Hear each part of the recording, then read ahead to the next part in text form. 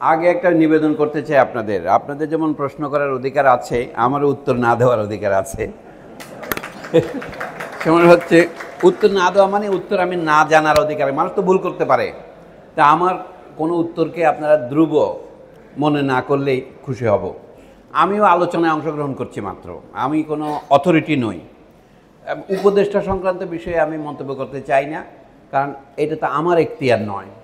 কেউ যদি আমাকে কোনো কর্মভার দিতে চায় তখনই আমি বলবো যে এই কাজের আমি যোগ্য কি অযোগ্য। তা আমি যদি যোগ্য না হই, আমার পক্ষে সেটা নেওয়া ঠিক নয়। আপনাদের সামনে যে কয়েকটা কথা আমি বললাম, এগুলো হচ্ছে অতি প্রাথমিক কথা। আমাদের দেশে আপনারা জানেন বহু শিক্ষা কমিশন হয়েছে। আইয়ুব খানের আমলে একটা শিক্ষা কমিশন হয়েছিল, সেটা নিয়ে ছাত্র আন্দোলন করেছিল। তখন বিএ 2 বছরে পাশ করতে আগে যখন 3 বছর করা হলো, ছাত্ররা প্রবল আন্দোলন করলো। আন্দোলনের উদ্দেশ্যটা কী ছিল আমরা এখন জানি। আন্দোলনের মাথায় ছাত্ররা ছিলেন, কিন্তু আসলে তারা সামরিক শাসনের বিরুদ্ধে আন্দোলন করছিলেন। কিন্তু পাকিস্তানের সামরিক শাসনটা কী ছিল? শুরুর থেকে পূর্ব বাংলা ছিল পাকিস্তানের মধ্যে সংখ্যাগরিষ্ঠ মানুষের প্রদেশ, তাদের ভাষা ছিল সংখ্যাগরিষ্ঠ। এটা অনেকে খেয়াল করেন না। 1947 সালে যখন দেশ ভাগ হয়, পূর্ব বাংলার জনসংখ্যা ছিল পাকিস্তানের শতকরা 63%। পরে যে বলা 56% তা নয়, কিন্তু জনসংখ্যার অদল বদলের ফলে পশ্চিমবঙ্গ থেকে মানুষ এখানে এসেছে, কিন্তু এখান থেকে মানুষ পশ্চিমবঙ্গ অন্য জায়গায় গিয়েছে।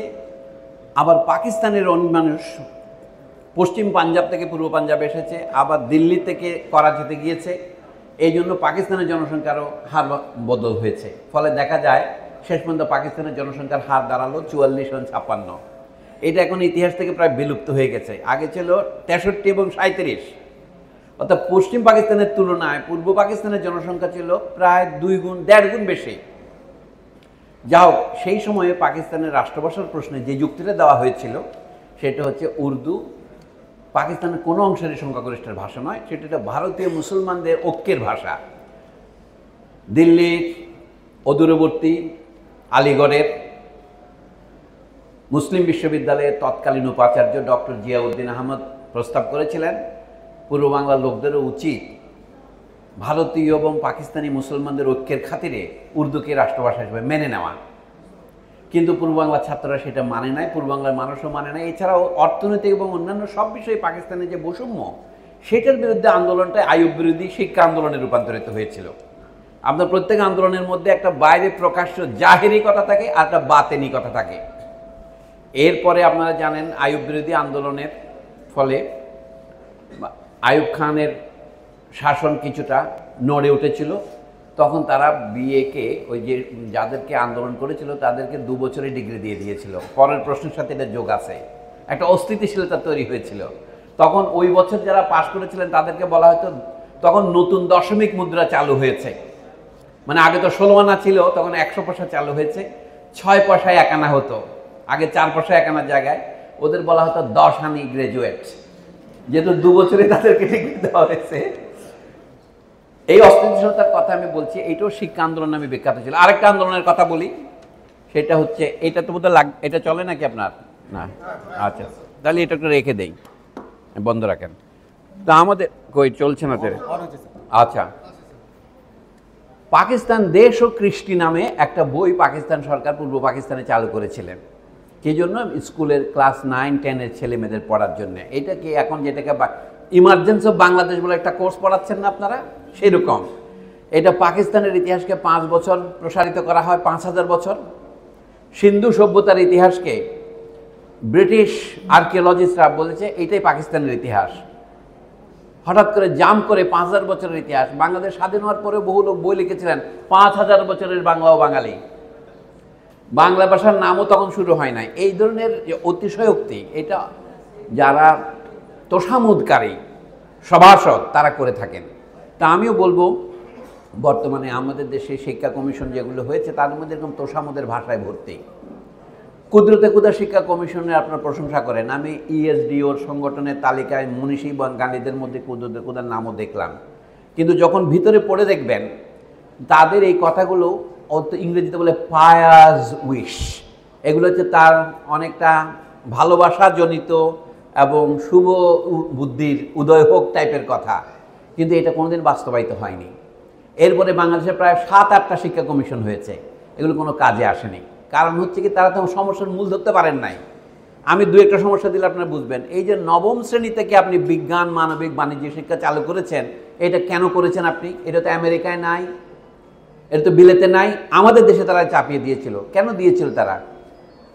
এইটার মধ্যে একটা বর্ণবাদ আছে। এই তারা তাদের ভাষায় অসভ্য বা বর্বর জাতি, তাদের এত উপরে লেখাপড়ার দরকার নেই, তাদের কর্মী হলেই হলো। আপনি ভোকেশনাল ট্রেনিংয়ে চলে যাবেন 8ম শ্রেণীর পরে।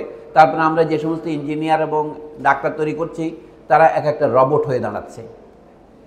তার যেটাকে বলে জেনারেল হিউম্যানিস্টিক লিবারেল এডুকেশন, এটা কত বছর না দিলে একটা শিশু প্রাপ্তবয়স্ক হয় না। আমরা যেটাকে শিশুর প্রাপ্তবয়স্কতার বয়স ধরেছি, শিশু কখন ভোট দিতে পারবে, কখন বিয়ে করতে পারবে, কখন ক্রিমিনাল লায়াবিলিটি হবে, এইটার সাথে এটাকে মিলিয়ে দেখেন কখন সে নিজে স্বাধীন হয়ে মা বাপ ছেড়ে কলেজে যেতে পারবে। সেই বয়সটা পর্যন্ত শিশুর শিক্ষা হবে মানবিক, সার্বজনীন, সব কিছু সে জানবে, ইতিহাসও জানবে, পদার্থবিজ্ঞানও জানবে। কিন্তু আমরা একটা শিশুকে 4-5টা ভাষা চাপিয়ে দিয়েছি, কিন্তু তাকে গণিত শিক্ষা থেকে বঞ্চিত করেছি। আমাদের শিক্ষা ব্যবস্থার যে আমূল সংস্কার করা দরকার, এই শিক্ষা কমিশনগুলো কেউ এটা জানতো না, তাতে চিন্তাই করে নাই। আমেরিকানদের চাপিয়ে দেওয়া এই শিক্ষা ব্যবস্থার কোনো প্রতিবাদ, কোনো উপলব্ধি আছে? আমি সবগুলো শিক্ষা কমিশন রিপোর্ট সম্পর্কে বলছি, শুধু আমাদের দেশ নয়, পাশের দেশ ভারত এই অবস্থা। সেখানে 1968 সনে কোঠারি কমিশন প্রথম শিক্ষা কমিশন রিপোর্ট হয়, সেটা 20 বছরেও বাস্তবায়িত হয়নি। 1986 সনে আবার একটা নতুন শিক্ষানীতি প্রণীত হয়, 2019 সনে পর্যন্ত আরও শিক্ষানীতি প্রণীত হয়েছে ভারতে। এগুলি পড়ে দেখেন। আমাদের দেশে যে সত্যি যে বুদ্ধিজীবী নাই বলে, কথাটা তো মিথ্যা নয়। আমাদের বুদ্ধিজীবীরা বাবু যত বলে, পারিষদ দলে বলে তার শতগুণ। আমেরিকানরা যা বলে তাকে মুখস্থ করেন। এই যে আমাদের গার্হস্থ্য অর্থনীতি কলেজ করেছিল ধরেন, এটা আমেরিকানদের পরামর্শে হয়েছে যে এখানে শুধু মেয়েরা পড়বে, অর্থাৎ মেয়েদের ঘর কন্যা এবং সেলাই করা এগুলি জানলে হয়ে যাবে, মেয়েদের আর কিছু করার দরকার নাই। এই যে মানুষ সম্পর্কে ভুল ধারণা, এটা আরও আছে। এই যে আমাদের মেধাবী অমেধাবী, এইটাও একটা আমেরিকানদের চাপানো ভুল ধারণা। মানব শিশু মাত্রই মেধাবী, বিশ্বাস করুন আমাকে। মানব শিশুকে যে কোনো কিছু শেখানো যায়, আপনার শুধু তাতে সুযোগ দিতে হবে। হ্যাঁ, আপনি সবাই সব কিছুতে মেধাবী নয়, কিন্তু কোনো না কোনো কিছুতে মেধাবী হবে। যদি কোনো বিষয় শিখতে পারেন এমন কেউ থাকে, তাহলে তাকে চিকিৎসা করতে হবে। আমাদের শিক্ষার ক্ষেত্রে এই যে শুরুর থেকে বলা হচ্ছে মেধাবী ছেলেদের জন্য ক্যাডেট কলেজ, আপনি 6ষ্ঠ শ্রেণীতে কী করে নির্ধারণ করেন কোন ছেলে মেধাবী যে ক্যাডেট কলেজ যাবেন? আপনি বলেন যে আমার প্রিভিলেজ গ্রুপের ছেলে মেয়েদের এখানে পড়াবো, তাদেরকে আমি বিশিষ্ট শাসক শ্রেণী করে তুলবো। এমনি জিজ্ঞাসা করেন। আমি ক্যাডেট কলেজগুলি ভেঙে দিতে বলছি না। আমি যদি আমাদের প্রত্যেকটা হাই স্কুল যদি ক্যাডেট কলেজের মতো চলতো, তাহলে আপনার ক্যাডেট কলেজ খোলা সার্থক হতো। এই যে আমরা এখানে অনিচ্ছা সত্ত্বেও, কেউ কেউ ইচ্ছা করে, কিন্তু কেউ কেউ অনিচ্ছা সত্ত্বেও বৈষম্য তৈরি করছি। যে ক্যাডেট কলেজে গিয়েছিল, যে ক্যাডেট কলেজে যায় নাই। বিশ্ববিদ্যালয়ে আমাদের প্রথম দিকে এই কমপ্লেক্স থাকে, যে ইংরেজি মিডিয়াম থেকে এসেছে, যে ইংরেজি মিডিয়াম থেকে আসে নাই। এখানে জোর করে ইংরেজি মিডিয়াম চালানোর দরকারটা কি? ইংরেজি সবাইকে শিখতে হবে, কিন্তু কতগুলিকে শুধু ইংরেজি মিডিয়াম কেন? আমি আমার লেখা থেকে যে উদ্ধৃতি দিয়েছি, আমি বলছি কতগুলি ক্ষেত্রে কবিতায় কোনো মধ্যম মান নাই, হয় উত্তম মান, অতি নিম্নমান। ইংরেজিতে একটা কথা আছে, মিডিয়াম অফ ইনস্ট্রাকশন। এটা অদ্ভুত একটা ঐশ্বরিক বিধান ভাষার। মিডিয়াম অফ ইনস্ট্রাকশন মানে it gives you a medium kind of education, and medium inevitably means lowest kind of education. মধ্যম মানের শিক্ষা বলে কোনো শিক্ষা নাই। শিক্ষা হবে উত্তম মানের, অথবা শিক্ষা হবে অতি নিম্নমানের। উত্তম মানের শিক্ষা এবং অশিক্ষার মাঝখানে মধ্যবর্তী শিক্ষা নাই। এই মিডিয়াম কথাটা দুই রকম অর্থ। এই শিক্ষাটা মিডিয়াম আর কি। আসলে ইংরেজি মিডিয়াম শুধু মিডিয়াম শিক্ষা তৈরি করে, যে শিক্ষার মান অতি নিম্ন। আমাদের দেশে, ইংল্যান্ডে একটা কথা আছে, আপনার থালার উপর যখন খাবার থাকে তখন এটা খাবার, মাটিতে বললে এটা গার্বেজ। একই খাবার শুধু জায়গার গুণে, জায়গার বৈগুণ্যে হয় খাদ্য, না হয় আবর্জনা। এতদিন পরেও আমরা এটা শিখতে পারছি না। কি জন্য? এর কারণটা আমাদের দেশ যারা চালাচ্ছেন, তাদের দেশপ্রেম নিয়ে আমার সন্দেহ আছে। আমার সন্দেহ শেষ কথা নয়। যা হোক, এখন অস্থিতিশীলতার কথা যে স্যার বললেন, আমি বলছি এটা কীভাবে কাটানো সম্ভব, আমার কাছে এর কোনো উত্তর নাই। কিন্তু এইটা কেন উৎপত্তি হয়েছে, রোগ যদি নির্ণয় করতে আমি পারি, তাহলে অর্ধেক সমাধান হয়। আগে ডায়াগনোসিস করি আমরা, রোগটা আসছে কোত্থেকে। কারণ লোক আসতে যে এই সার্টিফিকেট ব্যবসা থেকেই। আমার ডিপ্লোমা বা একটা সার্টিফিকেট পেলেই আমি কর্মক্ষেত্রে প্রবেশ করতে পারবো। আমি নিজে জানছি না যে আমি সত্যি শিখেছি কিনা। মানুষের তো লজ্জা থাকা উচিত। তাহলে আমাদের ছেলে মেয়েদের যে লজ্জা নাই, কারণ আমাদের মা বাপেদেরও লজ্জা নাই। না হলে মা বাপ কি করে ছেলে মেয়েকে নকলে গিয়ে দেয়? অর্থাৎ এবং সে যে প্রশ্ন আউট করে, প্রশ্ন কেনে কি, মা বাবার কথা ছাড়া ছেলে মেয়েকে প্রশ্ন কিনতে পারে? সেলফ, এটা কি করে জাগাতে হবে? একদিনে জাগবে না। এটার জন্য জানতে হবে যে সমাজে যখন যে সত্যি জানে তারই মর্যাদা প্রতিষ্ঠিত হবে, এবং যে জানে না এটা লজ্জার বিষয় নয়, তাকে জানার সুযোগ করে দিতে হবে। এই সততা প্রতিষ্ঠা করতে হলে জীবনের যদি দুর্নীতি, বাবা নিজে ঘুষ খান, তাহলে ছেলে মেয়ে তার কাছে কী শিখবে? আমি দু একটা উদাহরণ জানি, ছেলে মেয়ে বাবার বিরুদ্ধে বিদ্রোহ করে বাড়ি থেকে বেরিয়ে যাচ্ছেন যেহেতু বাবা ঘুষ খায়। কিন্তু এগুলো হচ্ছে লাখের মধ্যে একটা, হাজারে নয়। আমি বলবো যে অস্থিতিশীলতা এখন যেটা হয়েছে, যে অটো প্রমোশন 1972-এ হয়েছিল না দেশে, 2টা ব্যাচকে দেওয়া হয়েছিল, মুক্তিযুদ্ধ করেছি, এটাকে আমরা ইনস্টিটিউশনালাইজ করেছি। মুক্তিযুদ্ধে যারা গিয়েছে তাদের 2 বছর সিনিয়রিটি দিতে হবে চাকরিতে। এটা কি খুব বৈধ? এটা কি খুব ন্যায়সঙ্গত? আপনি তো মুক্তিযুদ্ধে 1 মাস ব্যয় করেছেন বা 6 মাস ব্যয় করেছেন, বড় 8.5 মাস ব্যয় করেছেন, আপনাকে 2 বছরের সিনিয়রিটি দিতে হবে কেন? সিনিয়রিটি যদি দিতে হয় 1 বছর দিলেও তো হইতো। কিন্তু কোন, আপনি দেশের জন্য আত্মত্যাগ করেছেন, সেই জন্য দেশের কাছ থেকে আপনি সুদে আসলে মূল্য আদায় করার জন্য গিয়েছিলেন, এই কথা জিজ্ঞাসা করতে হবে। এবং এটা দেশের যে প্রয়োজনীয় নৈরাজ্য তৈরি করেছে। আরও একটা আছে, পাকিস্তান থেকে যারা ফিরে এসেছে, যারা ওখানে পাকিস্তান কাছে বন্দী ছিল, তো এই যে বিরোধ তৈরি হলো, এই ধরনের বিরোধ হচ্ছে এখনও রয়েছে। অটো প্রমোশন বললাম না, 1962 সনে ছাত্র আন্দোলনে 17 সেপ্টেম্বর যে শিক্ষা দিবস পালন করি আমরা, সেই আন্দোলনে বলা হয়েছিল আমাদেরকে এখন অটো প্রমোশন দিতে হবে। ওই যে 10 রানি গ্রাজুয়েট হয়েছিল, এখন পরীক্ষা যারা ফেল করেছে, এখন ছাত্রদের পক্ষে একটা কথা আছে, আমাদের পরীক্ষার মূল্যায়ন পদ্ধতি কতটুকু ন্যায়সঙ্গত। এবং যারা অনেক সময় দেখা যাচ্ছে ফেল করে যারা, তারা পরীক্ষার জন্য পুনরাবেদন করে, তাদের 100 জন 200 জন 500 জনের রেজাল্ট পরিবর্তিত হয়েছে। যাকে ফেল করে দেওয়া হয়েছে সেদিকে প্রথম শ্রেণীতে পেয়েছে। কাজে এইখানে শিক্ষক এবং পরীক্ষার্থীদের দায় দেখতে হবে। আমেরিকানরা যে পরীক্ষা পদ্ধতিটা চালু করেছে, যেটা আমরা শ্রেণী নির্বিশেষে নকল করছি, আমেরিকানরা কেন করেছিল এটা? Industrial examination system. এটা কি? যেন মেশিন রিডেবল অ্যান্সার দিতে পারে। যে পরীক্ষার নাম SAT, TOEFL, IELTS, আপনি দাগ দেবেন, এটা মেশিনে দিলে আপনি কয়টা উত্তর দিয়েছেন মেশিন বলে দেবে। দ্রুত পরীক্ষা করার জন্য আমেরিকার, এটা হচ্ছে আমেরিকান ইন্ডাস্ট্রিয়াল সিস্টেম। আমরা সেটা যে কোনো ক্ষেত্রে, বাংলাদেশের ইতিহাস পড়ার ক্ষেত্রে, গণিত পড়ার ক্ষেত্রে সেই পদ্ধতি চালু করেছি। আমাদের শিক্ষা ব্যবস্থা এখন গড়ে উঠেছে বিজনেস অ্যাডমিনিস্ট্রেশন শিক্ষার আদলে। এটা হলো ধ্বংসাত্মক। এটা অন্য কোনো বিষয় শেখার জন্য ছাত্র উৎসাহিত করছে না। আপনি দেখেন যত প্রাইভেট বিশ্ববিদ্যালয় আছে, সবচেয়ে বেশি ছাত্র ভর্তি হচ্ছে কোথায়? বিজনেস অ্যাডমিনিস্ট্রেশনে। তো এই ক্ষেত্রে আমার মনে হয় শিক্ষার ক্ষেত্রে যদি আমরা আমূল পরিবর্তন করি, শিক্ষা পদ্ধতি আসল কথায় আসি, এই যে আমরা এখানে অনেকগুলো মানুষ একত্রিত হয়েছে, হয়তো 500 লোক হবে বা 400 লোক হবে, আমার গণনা। আচ্ছা, এই যে 600 লোক হয়েছে, এত বড় শ্রেণী হার্ভার্ড ইউনিভার্সিটিতে আমি দিয়েছি, এর সকালবেলার ক্লাসে 700 ছাত্র বসে থাকে। অমর্ত্য সেন মহাশয়ের মতো লোক দাঁড়ায় বক্তৃতা দেয় 700 ছাত্রের উদ্দেশ্যে একটা মাইক দিয়ে। এটা কোনো ক্লাস হলো? এটা তো জনসভা। ক্লাস হবে 15 জন বা 20 জন। পৃথিবীর শ্রেষ্ঠ শিক্ষক এবং ছাত্রের অনুপাত হচ্ছে 1 শিক্ষক 1 ছাত্র। এটা হচ্ছে সবচেয়ে ভালো অনুপাত। কিন্তু আমরা তো সেটা পারবো না। আমরা 15 জন 20 জন নিলে, ক্লাস নিলে ছাত্র হয়। ঢাকা বিশ্ববিদ্যালয় যখন প্রথম তৈরি হয়, তখন টিউটোরিয়াল ক্লাসের সাইজ ছিল 10 জন। আসল ক্লাসের শিক্ষা হবে, এই যে প্রতাপ আব্দুর রাজ্জাকের নাম আমরা নেই, উনি যখন প্রথম শিক্ষক হয়েছিলেন 1936 সনে, তখনও বিশ্ববিদ্যালয়ের আদর্শ ক্লাস হলে 1 জন শিক্ষক পিছু 8 থেকে 10 জন ছাত্র। শিক্ষক এবং ছাত্রের মধ্যে বন্ধুত্ব থাকবে, পরিচয় থাকবে, পরস্পর একটা টিম হিসেবে কাজ করবে। ইউনিভার্সিটি কি বলে? Association of senior and junior scholars. অভিজ্ঞ এবং অনভিজ্ঞ ছাত্র শিক্ষকের সমন্বয়। আজকে সেটা আছে। আমাদের সব কিছু ইন্ডাস্ট্রিয়াল হয়েছে। আমরা যে ইন্ডাস্ট্রিয়াল ফুড খাচ্ছি, দেখতে পাচ্ছেন না? প্যাকেট পাচ্ছি। আমরা যে কোকা কোলা খাচ্ছি, আমাদের লেখাপড়া কোকা কোলার মতো হয়েছে এখন। চিপস বলে আমরা সবাই চিপস খাচ্ছি, তাতে লবণ দিয়ে ভর্তি এবং পেট খারাপ হয়ে যায়। বর্তমান লেখাপড়া প্রায় চিপস লেখাপড়ায় পরিণত হয়েছে। সকলে যায় অনলাইন বলে একটা চালু হয়েছে, অনলাইন ওপেন টিচিং। লেখাপড়ার একটা অদ্ভুত বৈশিষ্ট্য হচ্ছে কি, মুখোমুখি হতে হবে ছাত্র শিক্ষকের, অরিজিনাল লেখাপড়া হতে হবে। শিক্ষক অনেকেই, রাজশাহী বিশ্ববিদ্যালয়ে দিলাম, অনেক শিক্ষকের ক্লাস ছাত্রদের কাছে ভালো লাগে না, বলে এটা সমাধান কি? তাহলে শিক্ষক কিভাবে নিয়োগ করা হচ্ছে, শিক্ষক তার যোগ্যতা অর্জন করেছে, সেই কথা আসতে হবে। এই সবগুলো ঠিক না করলে আপনার এই অস্থিতিশীলতা ভবিষ্যতেও কাটবে কিনা সন্দেহ। আমি এটা সমর্থন করি না। উপদেষ্টা যে কাজটা করেছেন, তাদের অটো প্রমোশন দেওয়ার সিদ্ধান্ত দিয়েছেন, এতে প্রমাণকারী এই উপদেষ্টা হওয়ার যোগ্য নন। তাহলে তিনি কি বলতে পারতেন? তিনি ছাত্রদেরকে বলতে পারতেন, ঠিক আছে আমি এটা উপস্থাপন করব কমিটিতে, আমি তো সিদ্ধান্ত দিতে পারবো না।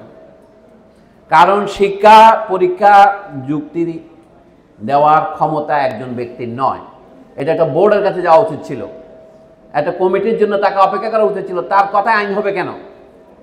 এইটা আমি মনে করি ওনার প্রশাসন সংক্রান্ত কোনো অভিজ্ঞতাই নেই, অথবা তিনি ভীতু। আমি যদি সবকেও বলি, আপনারা অনেকে জানেন এত অনেকগুলি কমিশন হয়েছে, শিক্ষা কমিশন হয়নি কেন? ভয়ের জন্য। এই যে মৌলভী সাহেব যে প্রশ্ন তুলেছেন সেইটা হচ্ছে সামিনা লুৎফা।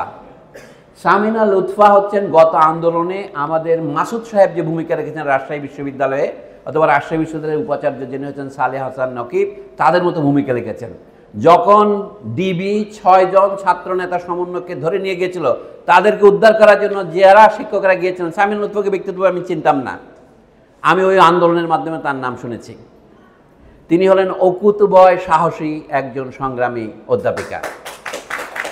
তিনি ময়মনসিংহ কৃষি বিশ্ববিদ্যালয়ে 18 বছর পড়িয়েছেন এবং তিনি ঢাকা বিশ্ববিদ্যালয় থেকে গ্র্যাজুয়েট। তার অনেক সহপাঠীর সাথে পরে মনে পড়ছে, আমার চেয়ে বয়সে 10-12 বছরের ছোট এরা সকলেই।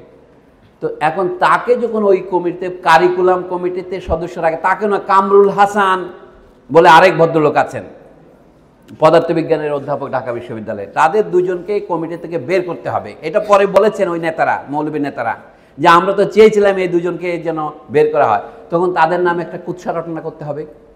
কুৎসা কি রটনা করেছে? তারা সমকামীদের সমর্থক। এরা এলজিবিটির অর্থই বোঝে না। এলজিবিটি শব্দের অর্থ মানে সমকামী নয়, মানে এল মানে লেসবিয়ান। এরা হলো, এটা গ্রিসের একটা দ্বীপের নাম, সেখানে এটা একটা ধর্ম সম্প্রদায়। ওরা বলছে নারীরাই শুধু নারীর স্বার্থ বোঝে, পুরুষে বুঝে না। বলে রাজার দুঃখ রাজায় বুঝবে, তাই না, প্রজা বুঝবে না, এরকম বলে কি, প্রজার দুঃখ রাজা বুঝবে না। বলে নারীর দুঃখ যে ভাজ সে বুঝবে না, প্রসূতির কে বেদনা যে বন্দা নারী বুঝবে না। সেই ধরনের একটা ধর্ম যিনি চালু করেছেন এক ভদ্র মহিলা, যীশু খ্রিস্টের 550 বছর আগে, তার নাম সাফো। ওই অনুসরণ যে দ্বীপে তারা থাকতেন, এখনকার তুরস্কের পশ্চিম দিকে দ্বীপ, ওটার নাম লেসবোস, তাই ওদের লেসবিয়ান বলা হয়। ইউরোপে এরকম আছে, আমি সবগুলোর অর্থ জানিও না। জি মানে গে, তারপরে বি মানে বাইসেক্সুয়াল, টি মানে ট্রান্সসেক্সুয়াল, আরেকটা আই একটা বেরিয়েছে, এই সবগুলো নাম আমাদের আসে নাই। তো এরা হচ্ছে, এদেরকে বলা হয় সংখ্যালঘু। আমরা যখন ধর্মীয় সংখ্যালঘুর কথা বলি, আমরা যখন জাতিগত সংখ্যালঘুর কথা বলি, কেন আদিবাসীকে আদিবাসী বলা যাবে না? কেন নিম্নবর্ণের হিন্দুদেরকে নিম্নবর্ণ বলা যাচ্ছে না? নিজ নাম বাদ দিয়ে তারা বলছে, এখানে উত্তরবঙ্গে দেখা যায় রাজবংশী সম্প্রদায়। আমরা, আপনারা কোন সম্প্রদায়? বলে আমরা ক্ষত্রিয়। তারা তো প্রকৃত প্রস্তাবে, এই যে ইখতিয়ার উদ্দিন বখতিয়ার খিলজির কাছে বয়াত হয়েছিলেন যারা ইসলাম গ্রহণ করেছিলেন, ম্যাচ সম্প্রদায়। আপনি যতই ক্ষত্রিয় আর রাজপুত্র বলেন না কেন, সমাজ তাদেরকে শিডিউল কাস্ট হিসেবে দেখে, অন্ত উচ্চবর্ণের হিন্দুরা তাদেরকে তাই দেখে। এই যে সত্যকে সত্য বলে বলতে না পারার ক্ষমতা, সেইটার জন্য আপনি এই যে বললেন এলজিবিটি, যখন নিজেকে এলজিবিটি বলে, আপনার তাকে এলজিবিটি বলতে হবে, আপনি তাকে সমকামী বলতে পারবেন না, কারণ এখানে সমকামিতার কিছু নাই। এটা হচ্ছে তাদের নিজস্ব ধর্মীয় আদর্শ। আপনি যদি এটা, আপনাকে কেন, তারা কিভাবে বিয়ে করবে, তারা কিভাবে পরিবার করবে, এই বিষয়ে যদি ভিন্ন আদর্শ থাকে, আপনার ধর্মের দিক থেকে সেটা অত্যন্ত অগ্রহণযোগ্য, আমার দিক থেকে অগ্রহণযোগ্য, কিন্তু তার দিক থেকে এটা গ্রহণযোগ্য। আপনি ইসলাম গ্রহণ করেছেন, কিন্তু আপনি বৌদ্ধ ধর্ম নিষেধ করতে পারবেন? খ্রিস্ট ধর্ম নিষেধ করতে পারবেন? হিন্দু ধর্ম নিষেধ করতে পারবেন? পারবেন না। আপনি যদি না পারেন, তাহলে যারা অন্য অর্থে ভিন্ন আদর্শ পোষণ করে, তাদেরকেও আপনি শুধুমাত্র ওই অপরাধের জন্য তাকে অপরাধী বলতে পারবেন না। ওইটা অপরাধ নয়, ওইটা তার আচরণ। এই জন্য বলছি, আপনি তার ধর্ম গ্রহণ করবেন না, সে তো আপনার ধর্ম গ্রহণ করতে আপনাকে বাধ্য করছে না।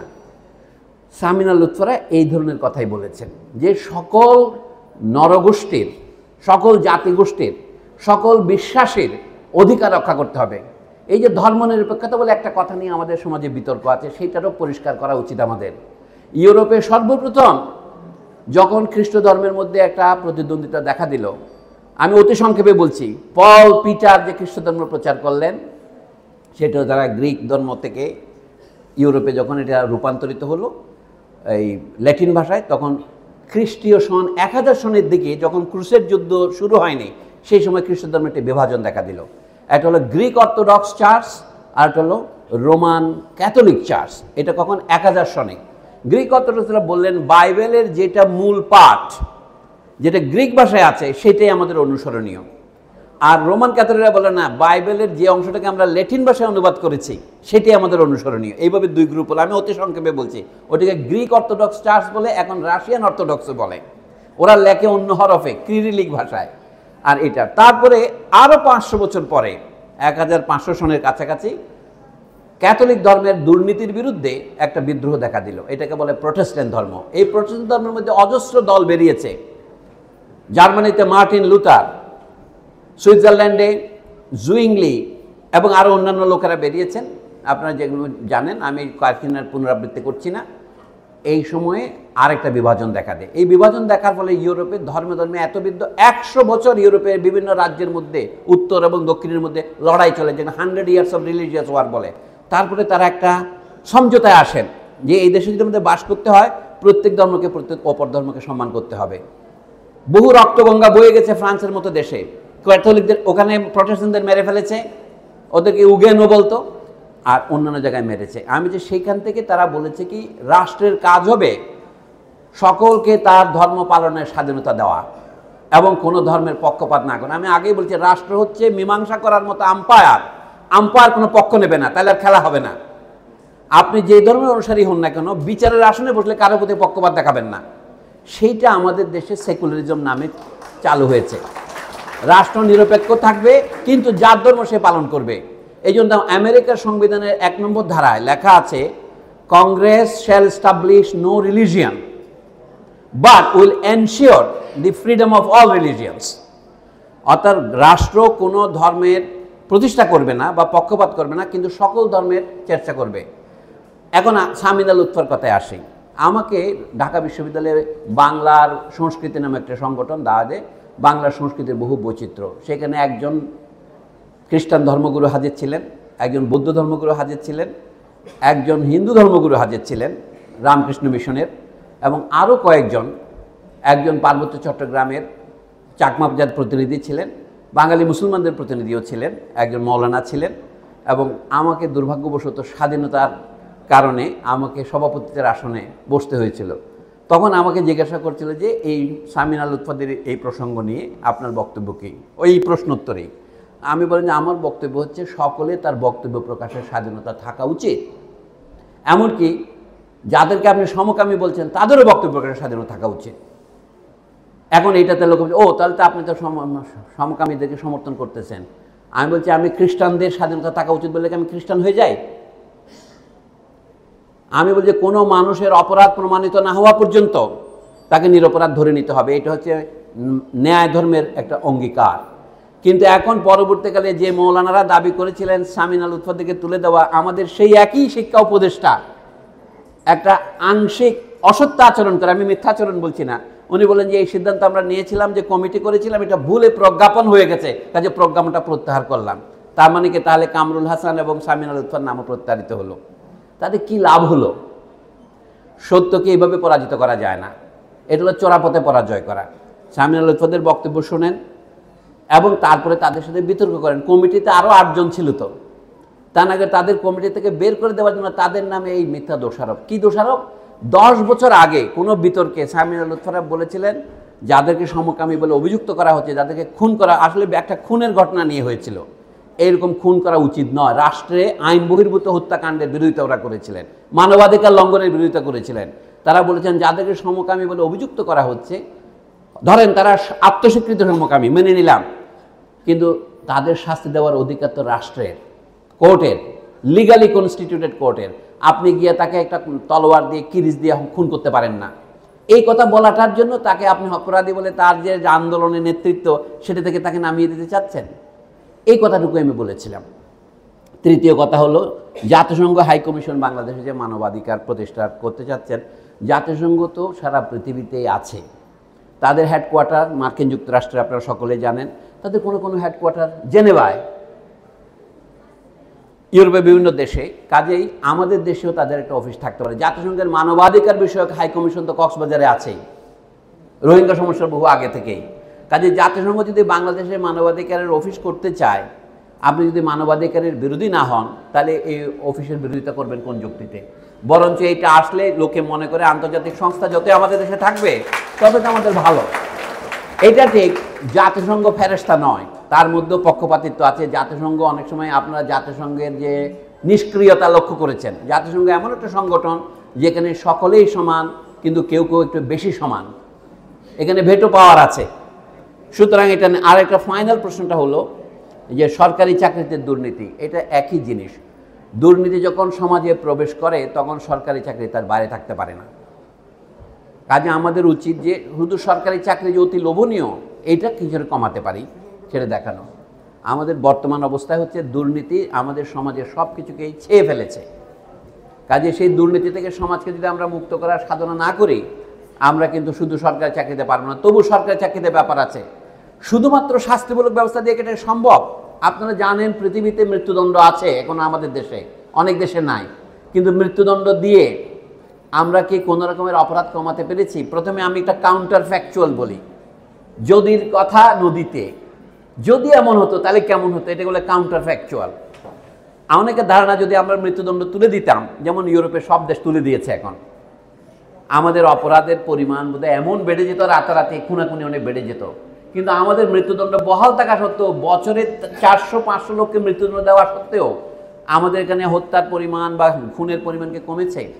সেদিন একজন পরাজিত প্রধানমন্ত্রী যে ঘোষণা দিলেন যে আমার বিরুদ্ধে 227টি মামলা দেওয়া হয়েছে, সবগুলো মার্ডার কেস, সবগুলো শাস্তি তো একটাই, সুতরাং আমার তো শাস্তি হলে একবারই হবে, কিন্তু আমি 227 জনকে খুন করার লাইসেন্স পেয়ে গেলাম। এটা যদি উনি বলে না থাকেন তাহলে উনি এর জন্য দায়ী নন। আজকাল তো আর্টিফিশিয়াল ইন্টেলিজেন্সের কারণে কার কথা কে বলছে বোঝা যায় না, কিন্তু যে বা যারা এই কথা বলে থাকুন সেই কথার মধ্যে একটা ভয়াবহতা লুকিয়ে আছে।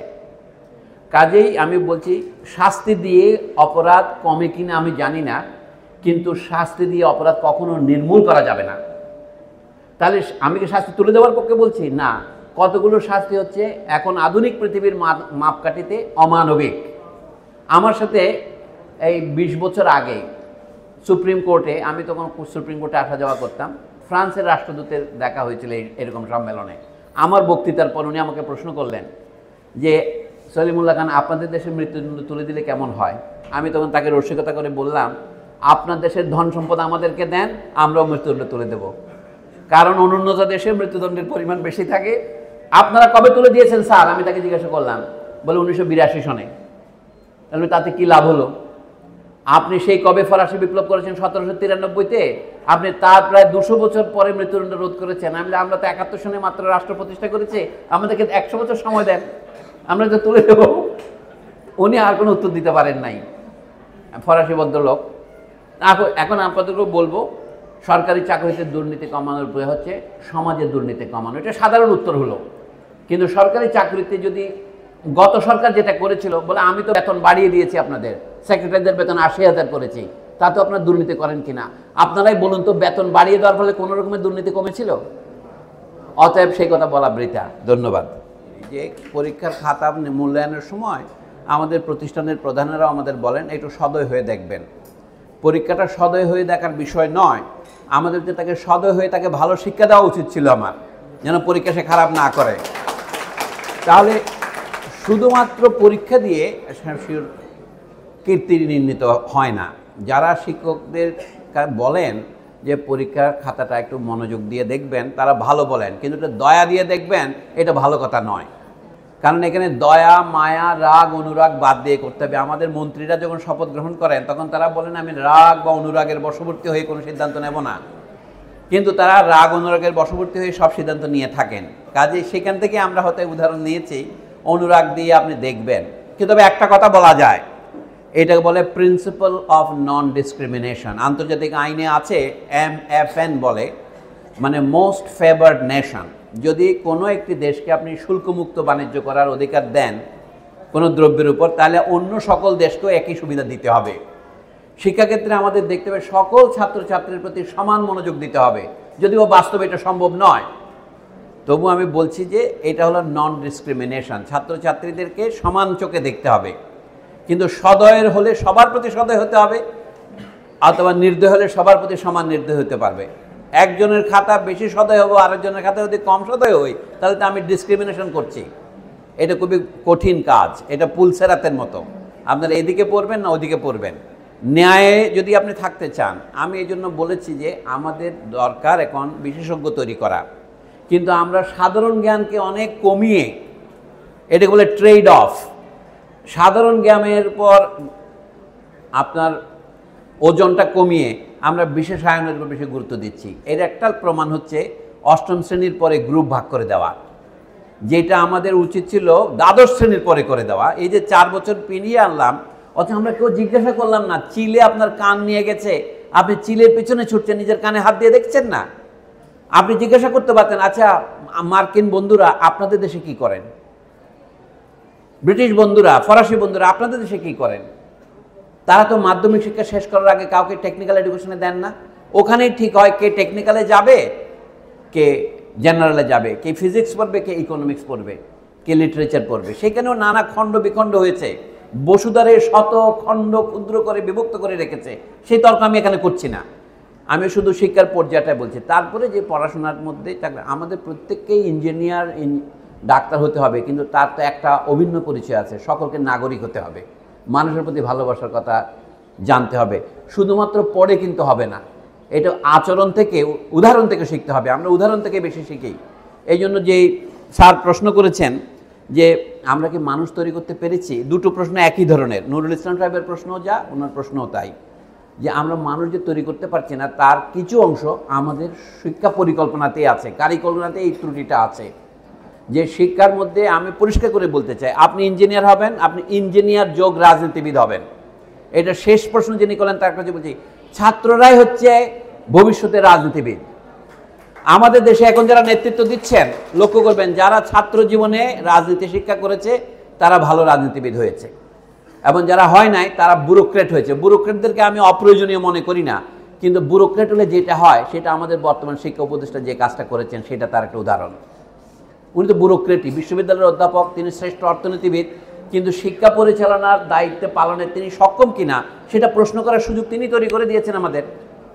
অটো পাস দেওয়া ফর এক্সাম্পল, অথবা এই যে দাবি তোলা। আমি এই জন্য বলি, শেষ কথা আমি যেটা বলেছি, শিক্ষকতা পেশার সমাজে যেদিন আদর্শ হবে সেদিন শিক্ষার মান ভালো হওয়ার একটা শর্ত পূরণ হবে, কিন্তু আরও শর্ত আছে। পৃথিবীর অন্যান্য দেশের উদাহরণ দেন, শুধু আমি আবারও উন্নত দেশের উদাহরণ দিচ্ছি, সেখানে শিক্ষকদের পেশা সর্বোচ্চ সম্মানের নয়, কিন্তু যথেষ্ট সম্মানের। এর একটা বহিঃপ্রকাশ হচ্ছে বেতন। এই যে আমাদের দেশে 66,000-এর মতো প্রাথমিক বিদ্যালয় আছে, তার শিক্ষকদের বেতনের কাঠামো কি 13, 12, 11, 10 পর্যন্ত। প্রধান শিক্ষকরা 10ম গ্রেডে বেতন পান, তাদের স্টার্টিং পয়েন্ট কত 16,000 টাকা। এটা কত জানেন? সিপাহী সিপাহীদের যে বেতন সেটাই। যে জন্য সিপাহীরা বিদ্রোহ করতে পারবে ভয় করে, তাদের বেতন কম, কিন্তু ওনারা কিন্তু অন্য সব ফ্রি পান, তো শিক্ষকরা পাবেন না কেন? আর যারা 13 গ্রেডে পাচ্ছেন গ্র্যাজুয়েট, এখন গ্র্যাজুয়েট না হলে আপনি হতে পারছেন না, তার বেতন শুরু হচ্ছে 10,000, 11,000 টাকা থেকে। আমার একটু এদিক ওদিক হতে পারে, ক্ষমা করবেন, 10,000, 11,000, তারপরে আস্তে আস্তে ইনক্রিমেন্ট হয়, এবং আপনি অবসর নেন 26,000 বা 30,000-এ। এই যদি একজন প্রাথমিক বিদ্যালয়ের শিক্ষক, যেটা দেশের শিক্ষার ভিত্তিভূমি, সেখানে যদি এই অবস্থা হয়, সেখানে ভালো লোক শিক্ষা পেশা যাবে কেন? যাবে। আমরা যাচ্ছি যখন শিক্ষকতা পেশায়, আমি বলি আমি প্রাথমিক বিদ্যালয়ের শিক্ষক, সেটা বলতে আমি লজ্জা পাই, গোপন করি। আমার সমাজের বাজারে, বিয়ের বাজারে আমার অবস্থা ততই বছর হয়ে যায়। সেই জন্য বললাম, ভালো শিক্ষক করতে হলে শুধু এটা ঠিক যে man does not live by bread alone, মানুষ শুধু টাকা দিয়ে বাঁচবে না, মানুষের সম্মানও দরকার। সমাজে বেতন বৃদ্ধি এবং সম্মান বৃদ্ধির সাথে একটা সংযোগ আছে, একটা করেসপন্ডেন্স আছে, কোরিলেশন আছে। এইটা আমার মনে করি দেওয়া উচিত। সোজা কথায় যেটাকে আমরা শিক্ষা পরিকল্পনার মূল কথা বলি, এক হচ্ছে শিক্ষকের যদি মর্যাদা এবং একই সাথে তার প্রশিক্ষণ বাড়ানো না হয়। শিক্ষকদের তো 3 বছর পর ছুটি দিতে হবে, 1 বছর আবার পড়ার জন্য, তাকে আবার রিট্রেনিং করতে হবে। বিশ্ববিদ্যালয়ের শিক্ষকদের সম্পর্কে আমার অভিজ্ঞতা হচ্ছে এই, বিশ্ববিদ্যালয়ের শিক্ষক হওয়ার আগে অন্তত 2 বছর তার নিম্ন বিদ্যালয়ের শিক্ষক হওয়া দরকার। কারণ এবং ছোট ক্লাসের সবচেয়ে বড় গুরুত্বপূর্ণ বিনিয়োগ কোথায় আমাদের শিক্ষায়? আপনার ক্লাসের সাইজ ছোট করতে হবে। তো ক্লাসের সাইজ ছোট করতে হলে অনেক বেশি শিক্ষক লাগবে, সেই জন্য আমরা শিক্ষক করতে চাই না। একটা ক্লাসে আমি 80 জন ছাত্র ঢুকিয়ে দিচ্ছি, এবং সেখানে আমি একটা তাদের খামারের মতো করে, মুরগি পালনের মতো করে একটা লেকচার দিয়ে আসলাম। এটা লেখাপড়া হলো না। লেখাপড়া করতে হলে শিক্ষকের সংখ্যা বৃদ্ধি করতে হবে, শিক্ষকের বেতন বৃদ্ধি করতে হবে, তার জীবনের অন্যান্য সুযোগ সুবিধা বৃদ্ধি করতে হবে। মফস্বল এবং শহরের ব্যবধান কমাতে হবে। আর শিক্ষার একটা গুরুত্ব তথ্য আমি রাজশাহীতে গতকালকে আলোচনায় বলেছি, আবার মনে করিয়ে দিচ্ছি, যে একই শ্রেণীর, একই গোষ্ঠীর, একই মানুষের মধ্যে বৈষম্য গ্রাম এবং শহরের 2 গুণ। আপনি বিশেষ কোনো ধর্মের লোক নেন, দেখেন যে তাদের গ্রামবাসীদের মধ্যে যে পরিমাণ শিক্ষার হার, একই গোষ্ঠীর শহরবাসীর মধ্যে শিক্ষার হার 2 গুণ। তার মানে একটা শহর গ্রামের বৈষম্য আছে, দেশের নানা অঞ্চলের বৈষম্য আছে। এগুলো মনে রাখতে হবে আমাদের। সবগুলো বড় কথা হলো শিক্ষা পরিকল্পনা থাকতে হবে। আমি কথাটা দ্ব্যর্থহীন ভাষায় বলতে চাই, শিক্ষার দায়িত্ব সমাজের পক্ষে আজকে রাষ্ট্রের। রাষ্ট্র নিজের উদ্যোগে যা যা করতে পারবে সেটা তো করবেই, যা পারে না সেটা পরিচালনা করবে। আইনের বাইরে যেন কেউ না যায়, মানটা যেন না কমে। এখন আমাদের যেটা হয়েছে, মূল রোগটা কি? শিক্ষার এক ধরনের প্রসার হয়েছে, অস্বীকার করা যাবে না। অনেক বেশি ছেলে মেয়ে স্কুলে যাচ্ছে আগের তুলনায়। 1947 সনে এই দেশে স্বাক্ষরের সংখ্যা ছিল শতকরা 6 জন, গোটা ভারতীয় শতকরা 10 জনের বেশি ছিল না, বা 12-13 জন ছিল। সেটা ধীরে ধীরে বেড়েছে, কিন্তু এটা একটা পরিচালনা বা ম্যানেজমেন্টের ব্যবস্থাপনার ব্যাপার আছে। আমাদের এখানে সেই ব্যবস্থাপনা এখন একেবারে হযবরল অবস্থায় আছে, মানে বিশৃঙ্খল অবস্থায় আছে। সেটাকে শৃঙ্খলায় আনতে হবে। 2 নম্বর ব্যবস্থা হচ্ছে শিক্ষার কারিকুলামের মধ্যে কি থাকবে। আমি যে শিক্ষার কারিকুলামে আমরা ক্রমশ বিশেষায়নের নামে, বৈজ্ঞানিক শিক্ষার নামে, টেকনিক্যাল শিক্ষার নামে ক্রমশ মানবিক এবং সর্বজনীন নৈতিক শিক্ষার মানকে কমিয়ে এনেছি। এই যে আমরা স্কুল কলেজ মাদ্রাসা নিয়ে নানা বিতর্ক করছি, সেটার একটা অবসান সম্ভব। আপনাদের মাদ্রাসা শিক্ষা ব্রিটিশ আমলে 2 রকম হয়েছিল। ইংরেজরা কলকাতার আলিয়া মাদ্রাসাকে অবলম্বন করে নিউ স্কিম মাদ্রাসা চালু করেছিল, যেখানে ছাত্রছাত্রীরা মাতৃভাষা ইংরেজিও শিখবে, আবার ধর্মীয় শিক্ষাও শিখবে। এ বিষয়ে মতান্তর আছে আমি জানি। আবার কওমি মাদ্রাসা তার থেকে আরও রেডিক্যাল, তারা কোনো সরকারি সাহায্য গ্রহণ করবে না। কিন্তু এখন কওমি মাদ্রাসার ছাত্রছাত্রীরাও, শিক্ষকরাও তারা স্বীকৃতি দাবি করছে যে বিশ্ববিদ্যালয়ের শিক্ষা সমপর্যায়ে দিতে হবে। এই সমস্যাগুলি সমাধানের একটা সূত্র আমি বলছি, সেটা হচ্ছে স্কুল কলেজ মাদ্রাসা নির্বিশেষে সর্বত্র মাতৃভাষা শেখাতে হবে। দ্বিতীয়ত, সেখানে সর্বত্র গণিত শেখাতে হবে। এক গণিতকে ধর্মনিরপেক্ষ বলে আপনি শিখবেন না, এমন হতে পারে না। বিজ্ঞানের যে মূল সূত্র, তার মধ্যে প্রথম বিজ্ঞান হচ্ছে সমাজবিজ্ঞান। সমাজবিজ্ঞান মানে কি? রাষ্ট্রের নাগরিক হিসেবে অধিকার এবং কর্তব্যের জ্ঞান, ইতিহাসের ভালো মন্দ সবগুলো সমালোচনা করার জ্ঞান। এইগুলো ইঞ্জিনিয়ারকেও জানতে হবে, ডাক্তারকেও জানতে হবে, উকিলকেও জানতে হবে, শিক্ষককেও জানতে হবে। কাজে এই যে অভিন্ন কমন স্কুল, এইটা হচ্ছে আমাদের প্রথম কর্তব্য। যে প্রাথমিক বিদ্যালয়, যেটা প্রাথমিক বিদ্যালয় নামে 12 বছরের বিদ্যালয়ে যেই শিক্ষা দেওয়া হবে, তা নিয়ে তিনি তার অন্য শিক্ষায় যাবেন, পেশাগত শিক্ষা যাবেন। তাহলে শিক্ষার বুনিয়াদটা শক্ত হবে, এবং যে বাড়ির বুনিয়াদ শক্ত, তার উপরে আপনি উচ্চ ভবন নির্মাণ করতে চাইলে করতে পারবেন, না হলে করবেন না, থেকে যাবে। সেটাও কম কি। আমি এই বলে আজকে আপনাদের কাছে আপনাদের অভিনন্দনের জবাবে ধন্যবাদ জানিয়ে বিদায় নিতে চাইছি।